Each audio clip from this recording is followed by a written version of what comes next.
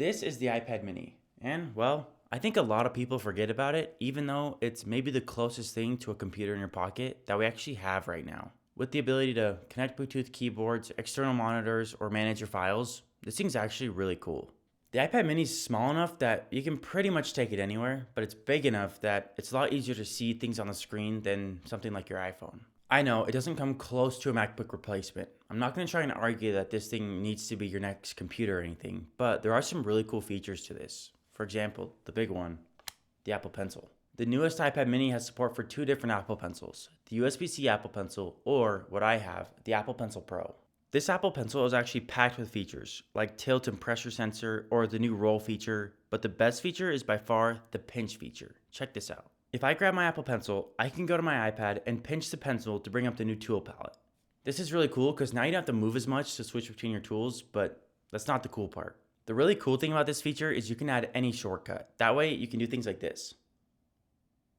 This shortcut I built will first check which focus mode I'm in. Then we'll do a specific action based on each focus mode. Speaking of focus modes, they're honestly one of the most underrated features in the whole Apple ecosystem. I have this iPad set up with scheduled focus modes. Like this one I call Fitness, which will change the wallpaper and app layout on my home screen. Turn my iPad to dark mode so I'm less likely to stay on the screen and more likely to actually hit the gym. And of course, now when I squeeze my Apple Pencil, it'll actually take me to a specific folder in the Notes app that I use for the gym. And it'll split screen that with the Clock app so I can start a stopwatch. And on top of that, I can turn off all my contacts and notifications. That way I stay locked in while I'm at the gym. I love having my iPad mini for the gym. I used to just use my phone, but it was way too easy for me to just jump on TikTok and waste time.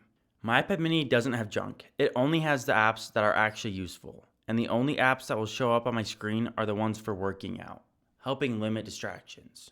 I'll admit, I also have the M4 iPad Pro, which is a lot better than the iPad mini. It's faster, it's bigger, just better. So whenever I'm home, I usually use that for work or watching videos or doing pretty much anything. But the iPad mini is just so convenient to take anywhere. That's kind of where this iPad mini fits in. It's like a notebook replacement.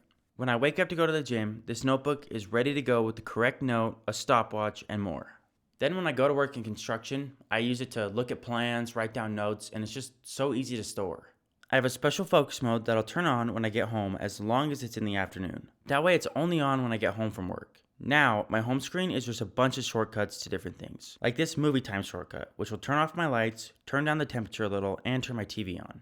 You can make all sorts of shortcuts in the Shortcuts app that are really helpful, but it does take a little bit of practice. One thing I love about the Mini is the upgrades it gets in iPadOS 26. You can probably tell if you've watched this far that I have the beta on this iPad. I have the iPad mini 6 and 7. I initially planned to just use the beta on the older one. Now, my iPad mini 6 is super laggy, doesn't even turn on sometimes. But the iPad mini 7 is awesome with iPadOS 26. Everything's super flowy and I love the transparency, and the new Windows app feature is actually really cool, even though it's honestly not great on the iPad mini. They've also upgraded the new Files app, which make it a lot more simple to find what you're looking for, meaning you could carry on the iPad mini and quickly pull up a document to sign or just glance at. And of course, there's a few things I don't like about the iPad mini, like the bezels are too big and the USB-C is still pretty slow. And I know this is maybe a hot take, but I think the iPad mini should have MagSafe. I think the iPad mini should have some sort of standby mode like the iPhones do, so if you put it on MagSafe, it'll give you access to all your HomeKit info or something like that. Maybe that'll be on the next iPad mini, but for now,